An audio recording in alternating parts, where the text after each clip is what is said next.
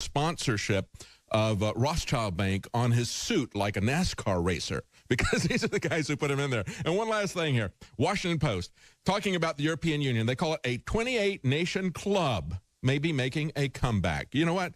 As George Carlin said, it's a club, and you ain't in it, folks. You got no say about what's going on in this special club, and we need to get out of that club and take our governments back. That's what this election is about, isn't it, Gerald? It is. And again, you pointed out, too, they use the term centrist. Oh, yeah, what's a centrist? I mean, it's so moronic. Call it right wing, left wing. You know, grow up. And when you look, you know what the French people just did? They're putting in their Obama. That's all this guy is. Yes. He's another Obama, another guy full of crap that knows nothing, another little boy that lies his way into office and won't do anything other than keep the status quo going.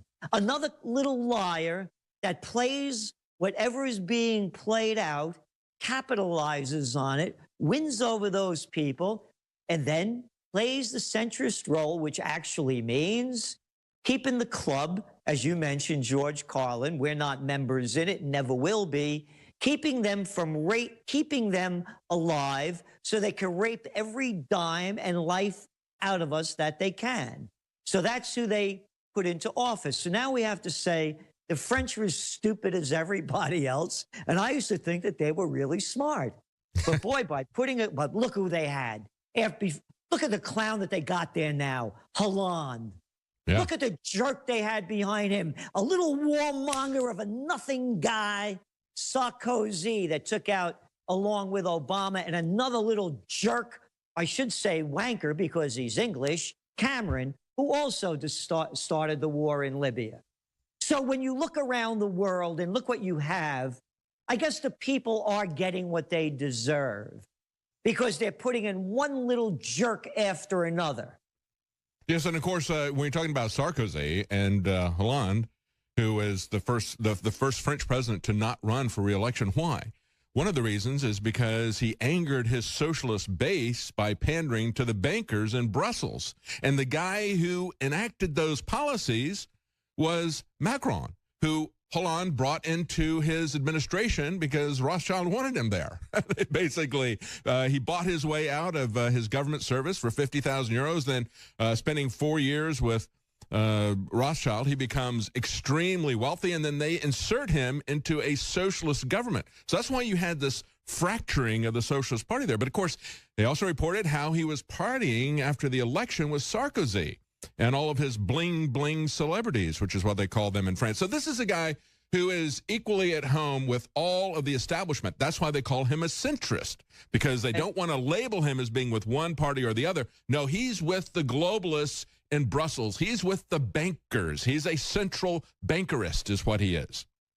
You see now in what they will try to do, but of course they can't do it with this one, is call you, Mr. Knight, a conspiracy theorist.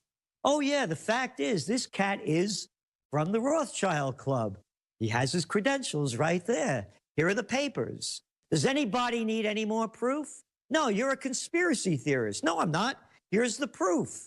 Oh, yeah, just because he was the Rothschilds, that doesn't mean he was with the Rothschilds. Just like they got that other Slimer over there who's the head of the ECB, Mario Draghi. Yeah, the former head of the Goldman Sachs gangs division over there in Europe, now running the European Central Bank. Hey, let's take a trip to the UK. Who's the central bankster in charge over there? Carney. Yeah, Carnival Man. Oh, yeah, wasn't he with Goldman Sachs too? Hey, look at the clown running Australia. Turnbull, or is it Turn BS Bull? Yeah, another Goldman Sachs cat, huh?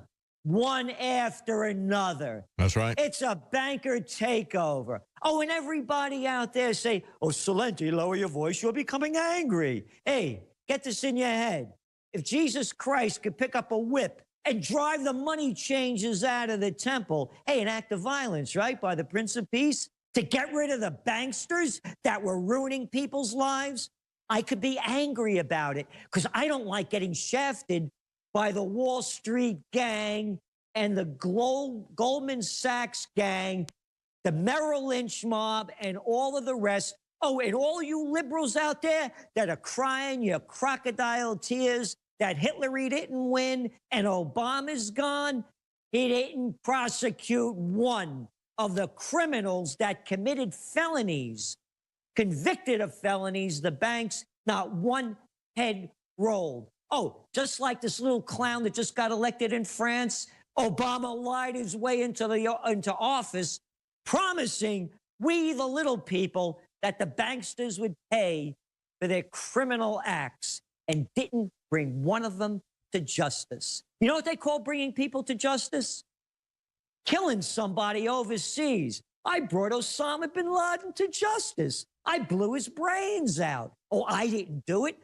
I hired my front men to do it because I couldn't fight my way out of a paper bag. But we'll call it bringing them to justice. That's how distorted it's become. And what you said before, David, about this becoming a neo-colonial society, it's a neo-feudal society.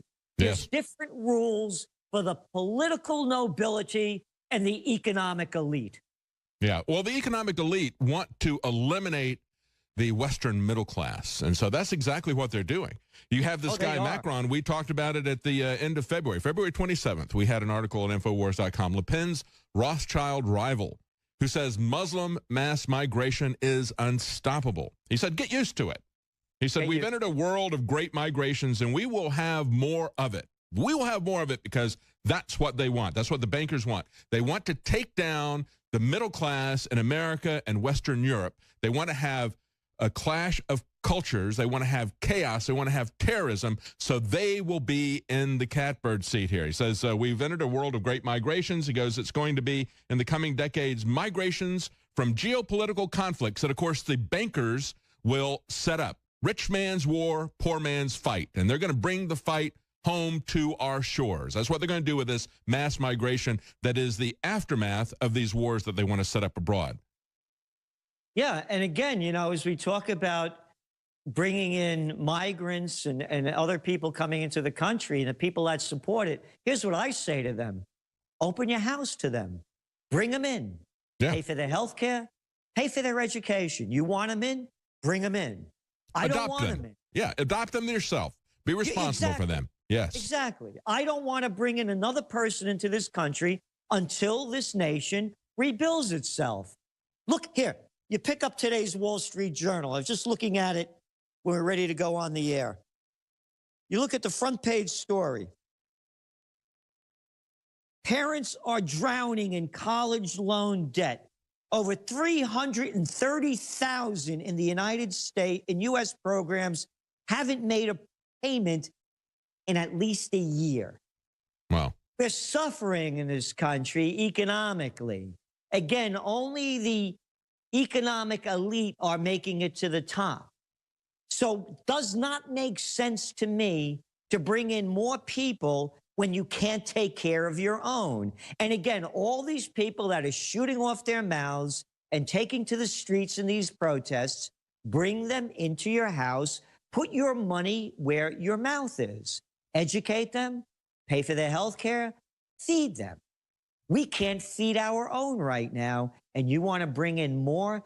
It doesn't make sense to me. A good example of that is the H-1B visa program. Of course, they say we have to bring in these individuals. Sometimes there's a reason to bring in somebody who's a specialist in another field, but that's not the way they're using it. They're using it to replace people in many middle-level positions because they can hire cheaper labor from India or other places, just as we saw at Disney and elsewhere. They told the Americans, you're going to train your replacements that we're bringing in here under the H-1B visa program, or you're not going to get any kind of severance pay out of this. So they basically twist their arms doing that. But they're bringing in these people, in many cases, putting out engineers at entry-level positions, people who've gone to college to get a degree. They've gone into debt to get a degree.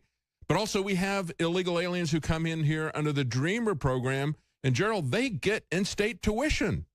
Because even though at any state that they want to go to, I mean, even Americans, they're always put ahead of the line of Americans, even when it comes to something like that. An American, if you have to live in that particular state and only in that state can you get an in-state tuition. If you're a foreign citizen criminally trespassing in this country, you can go anywhere you want and get at the head of the line. You know, David, I wrote about H-1B visas in my book, Trends 2000, an international bestseller back in 1996.